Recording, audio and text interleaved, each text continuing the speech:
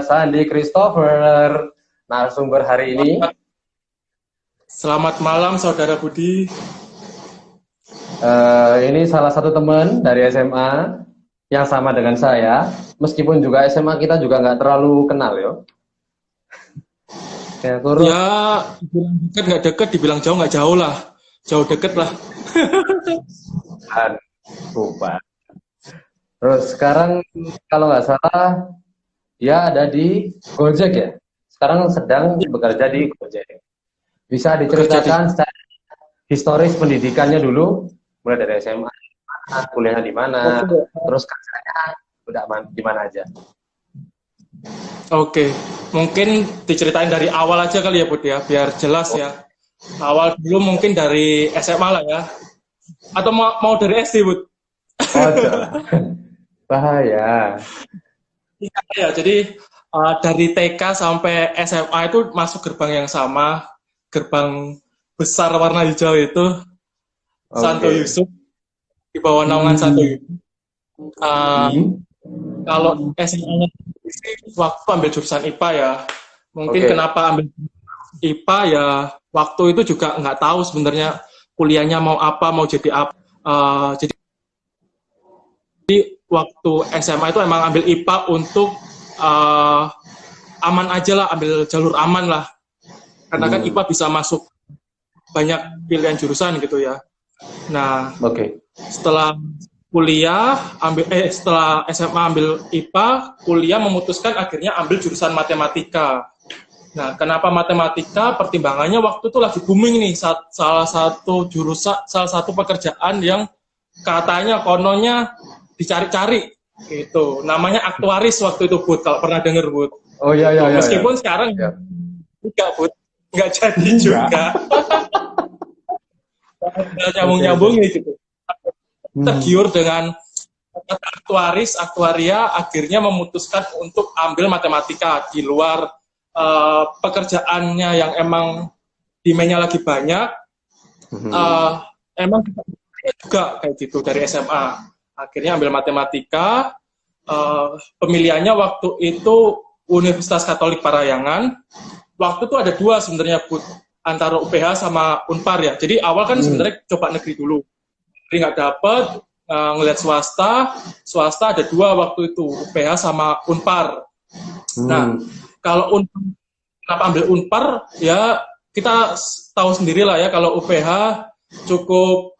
cukup mahal ya kalau untuk ukuran saya, jadi akhirnya ya ambilnya Unpar, kantong lah, Bud, itu ya gitu. Oke.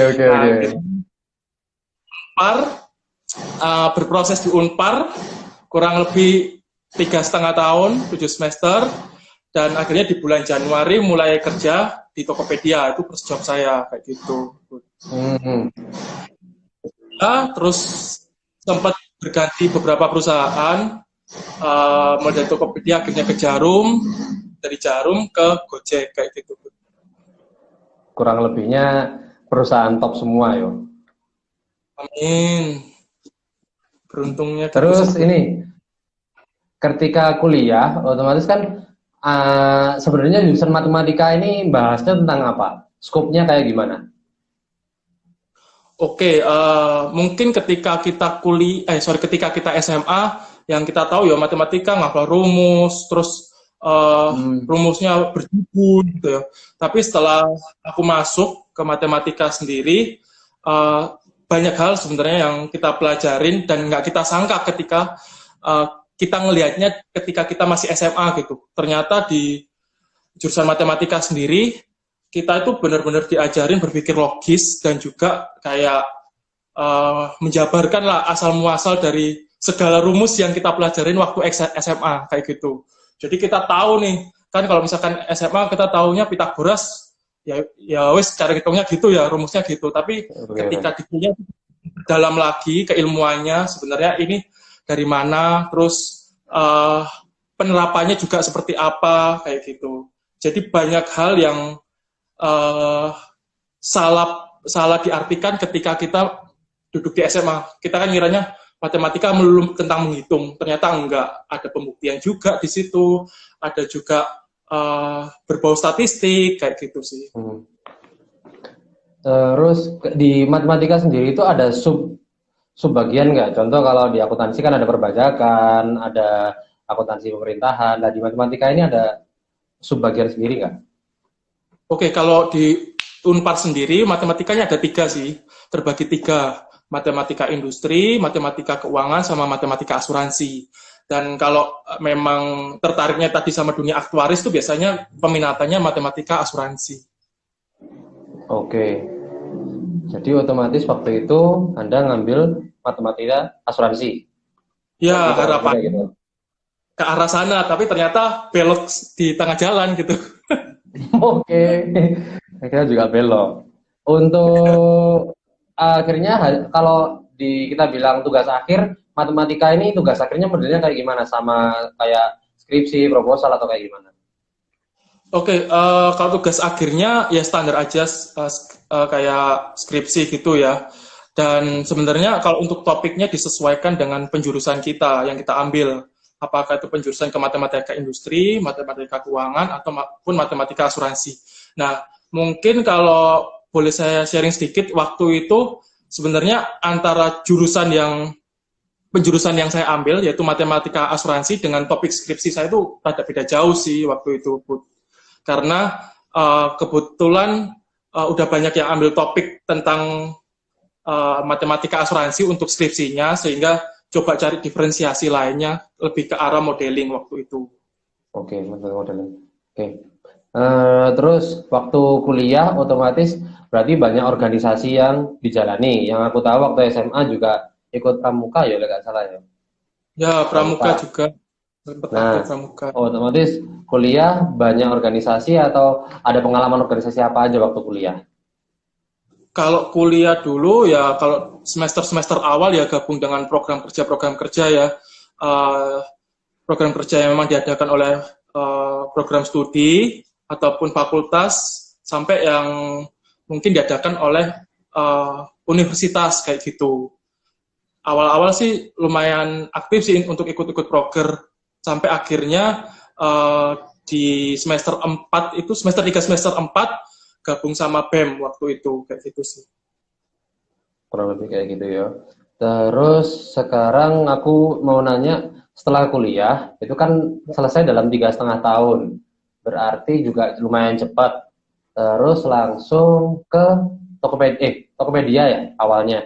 Nah itu emang targetnya Tokopedia atau pokoknya ada yang kerjaan kayak gitu, lebih sebenarnya minatnya ke arah mana? Oke, kalau di awal itu ketika udah nggak di jalur aktuaris, karena memang jujur agak susah ya untuk mengejar profesi ini. Waktu itu ya ketika mau lulus, yang saya lakukan sih sebar CV aja waktu itu, Bud. Nah, kebetulan diterimanya di Tokopedia gitu. Dan waktu selama kuliah itu sempet juga kan kayak magang di Blibli. Jadi kayak relate aja gini antara apa yang saya dapat di magang dan full time saya di Tokopedia kayak gitu. Oke, Tokopedia terus pindah ke Jarum. Pindah ke Jarum ya. Pindah ke Jarum. Itu waktu di Tokopedia sendiri itu di bagian mananya? Kalau di Tokopedia posisinya data analis, divisi spesifiknya itu merchant. Jadi kita memberikan insight lah ke merchant-merchant ini agar penjualannya lebih baik lah dibandingkan bulan sebelumnya. Karena kan kalau kita support merchant ini, harapannya ketika penjualannya oke, otomatis Tokopedia sebagai ekosistem juga revenue-nya juga naik kan ya. Dan itu positif lah untuk platform itu sendiri gitu sih. Oke, terus lanjut ke Jarum untuk yang kedua. Itu bagiannya juga apa? Di Jarum posisinya market research, Bud. Kayak gitu. Untuk job desk-nya sebenarnya kurang lebih sama nih kayak yang di Tokopedia ya. Cuma kalau di Jarum sendiri karena industrinya juga beda dan juga punya cara kerja yang berbeda, mereka juga ada tambahan analisa kualitatif di luar kuantitatif begitu. Kalau kita bicara misalkan Tokopedia maupun Gojek, karena mereka bisa menjangkau langsung ke customer, mereka titik beratnya ya ada di analisa kuantitatif kayak gitu. Tapi kalau bentukannya kayak Jarum, di mana mereka cuma bisa sampai ke level outlet lah ya, nggak bisa sampai ke customer gitu kan ya. Itu mereka untuk dapetin insight dari customernya pakai studi-studi kualitatif itu sih. Oke. Terus sekarang lanjut ke Gojek. Nah, yang di Gojek sendiri bagiannya apakah sama dengan yang Tokopedia atau sama Jarum atau kayak gimana? Oke, kalau garis besarnya sih kurang lebih sama, masih di ranah data ya. Untuk posisinya namanya growth analyst, masih berhubungan dengan data, dengan insight, dengan eksperimen, dengan statistik, visualisasi data. Jadi sebenarnya masih relate nih antara yang dari Tokopedia, Jarum, sampai di Gojek ini masih nyambung gitu sih. Oke. Berarti emang sejalan dengan emang materi matematika yang telah didapat waktu kuliah sama kerjaan-kerjaan, yaitu data analis, terus yang Mervan tadi dan yang di Jarum itu juga kurang lebih sama, dan yang di Gojek pun kurang lebih sama, kan kayak gitu. Berarti bisa disimpulkan bahwasanya jurusan matematika itu bukan melulu akhirnya jadi orang matematika seperti yang kita bayangkan waktu SMA, tapi juga ranah kerjanya juga sangat luas. Iya, benar. Jadi waktu sih yang menjadi bayangan waktu di SMA, kalau jurusan matematika itu ya jadinya dosen atau guru ya. Tapi setelah saya nyemplung juga nih di jurusannya, ternyata cukup banyak pilihan karir lah di luar pendidikan kayak gitu. Ya salah satunya jadi data analis atau di bagian insurance sendiri kayak gitu. Dan menurut saya sekarang juga industrinya juga udah cukup banyak yang membutuhkan sosok-sosok data analis karena kebutuhan dari perusahaan untuk optimalisasi bisnis proses mereka masing-masing gitu sih. Oke. Terus kan ini berarti waktu kuliah juga organisasi, waktu SMA juga organisasi, dan akhirnya masuk ke dunia kerja. Nah, apa namanya, ekosistem seperti apa yang bisa kamu bawa ke dunia kerja, yang kamu pelajari di kuliah atau SMA, yang bisa relate sama dunia kerja. Jadi banyak orang yang mungkin kamu sarankan untuk, lebih baiknya seperti ini dan seperti ini. Bisa di-sharing? Oke, kalau dari sisi keilmuan sih kebetulan nyambung nih ya, dari matematika, terus kerjanya juga analis. Tapi kalau di luar sisi akademisnya, mungkin ya itu ketika kita ikut organisasi di kampus, itu secara nggak langsung mempersiapkan kita nih untuk berinteraksi dengan banyak orang, bertemu dengan orang-orang baru, di mana mereka punya background yang berbeda-beda. Kalau kita kegiatan-kegiatan yang sifatnya memang universitas kan pasti ketika ada suatu proker isinya kan nggak cuma orang matematika, pasti ada dari orang hukum, dari orang arsitek kayak gitu. Jadi itu menambah daya adaptasi kita ataupun kayak gimana sih membangun relasi dengan orang-orang yang punya background, pemikiran, bahkan pendapat dari kita kayak gitu. Oke, jadi lebih ke arah kita sebar kaki kemana-mana. Jadi kita punya relasi yang luas, itu kurang lebih emang fungsi dari organisasi atau fungsi dari ikut-ikut banyak event waktu di kuliah kan kurang lebih seperti itu. Terus waktu sekarang di dunia kerja ini apakah emang sudah enjoy dengan saat ini matematika yang seperti data analis atau ada keinginan lebih lanjut lagi? Oke, kalau dari job desk sekarang atau kerjaan sekarang, kalau saya pribadi sih ngerasanya kayak ini cukup memuaskan banget ya, dimana background pendidikan dan juga kerjaannya itu benar-benar nyambung gitu.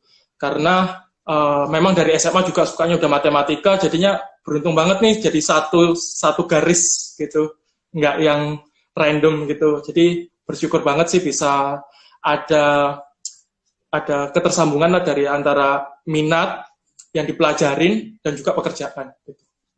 Oke, terus mau nanya-nanya dikit, menurut seorang Sandy Christopher, orang-orang yang seperti apa yang cocok dengan jurusan matematika ini? Matematika, orang-orang yang gigi ya paling ya, yang utama. Karena kalau matematika sendiri tuh kita perlu apa ya, perlu ketekunan untuk selesaiin apa ya, tugas-tugasnya juga, terus punya keingin tahunan yang cukup tinggi juga kayak gitu sih. Kalau menurut aku sih dua itu cukup sih ya. Gigi dan keingintahuan yang tinggi. Terus apakah matematika di SMA itu berperan banyak ketika kamu masuk ke matematika di kuliah? Berperan banyak, itu berperannya mungkin di semester-semester awal ya, karena semester-semester awal tuh kita masih ngebahas hal-hal yang berkaitan dengan mata pelajaran di SMA ya. Tapi kalau udah semester lanjut ya udah beda sih topiknya. Lebih mendalam lagi. Oke. Terus mau minta rekomendasi atau motivasi buat adik-adik SMA ataupun yang mahasiswa yang sedang menjalani kuliah, itu ada nggak motivasi gimana? Karena sekarang juga lagi work from home dan anak-anak juga lagi di rumah, tapi ada yang malas-malesan untuk datang kuliah, padahal juga udah nggak perlu berangkat kuliah, tinggal lihat aja dosen. Itu ada motivasi atau rekomendasi kayak gimana dari seorang Sandy Christopher? Oke, sebelumnya sih aku udah pernah lihat nih yang punyanya Joyce ya, dan aku setuju banget dengan masukan ataupun saran dari Joyce. Kalau kita tuh harus punya goals dulu lah. Kita memproyeksikan diri kita 5 tahun lagi tuh mau jadi apa, seperti apa, sedetail mungkin kalau bisa. Nah, dari goals itu kita tarik nih ke belakang, kayak persiapannya itu butuh apa aja, terus timeline-nya tuh harus kita siapkan, kayak setahun pertama kita harus udah bisa apa, harus achieve apa, terus di tahun kedua harus udah meraih apa, agar kita memang bisa punya motivasi dalam menjalani keseharian kita gitu sih. Jadi menurut aku sih punya goals, punya tujuan besar itu harus ditanamkan sedini mungkin gitu. Kalau memang belum punya tujuan besar, paling nggak sekarang memulai kayak mengenali diri dulu lah. Kalau anak kuliah mungkin mengenali diri dulu, mengenali apa yang benar-benar mereka suka, dan dalemin hal itu. Jangan setengah-setengah, itu sih. Oke. Banyak ya, berarti istilahnya kita bisa dari jurusan matematika, itu kita harus nge-planningnya juga jauh-jauh hari dari SMA.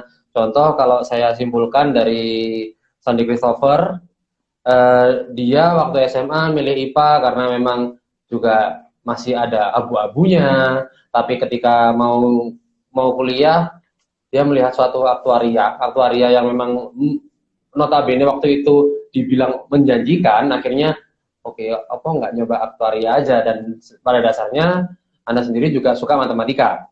Akhirnya kan kayak gitu. Terus akhirnya dijalani aja dengan obstacle-obstacle yang mungkin ya lumayan dan Anda tidak expect untuk itu. Akhirnya waktu kerja, waktu keluar dari jurusan matematika ini dan lulus dengan sangat cepat, menurut saya 3,5 tahun, kita juga seorang Sandi juga enggak pilih-pilih kerjaan, tapi juga kita berbasis pokoknya aku cari pengalaman terlebih dahulu. Akhirnya notabene pengalaman pertama di Tokopedia, dan Tokopedia juga bukan platform yang kecil menurutku, tapi karena sudah ada pengalaman waktu itu magang ya kalau nggak salah di Blibli, maka itu langsung bisa nggak dapat culture shock lah di Tokopedia. Oh, kurang lebih seperti ini. Dan akhirnya lanjut ke Jarum dan lanjut ke Gojek sampai sekarang. Dan Gojek ini kemungkinan masih dilanjut di Gojek atau masih mau ada achievement lagi kayak gimana? Nikmatin dulu aja sih nih, Bud. Oke. Sih ke depannya kayak gimana. Oke, apalagi sekarang WFH ya, dan posisi Anda di Malang ya. Kurang lebih seperti itu. Terima kasih banyak Sandy Christopher, a.k.a. Cabul. Jadi maaf kalau tadi ada ngomong cabul ya, karena itu emang panggilannya dari dulu. Terima kasih banyak atas waktunya dan sharing-sharingnya. Terima kasih banyak atas sharing-sharing. Nanti pada bingung.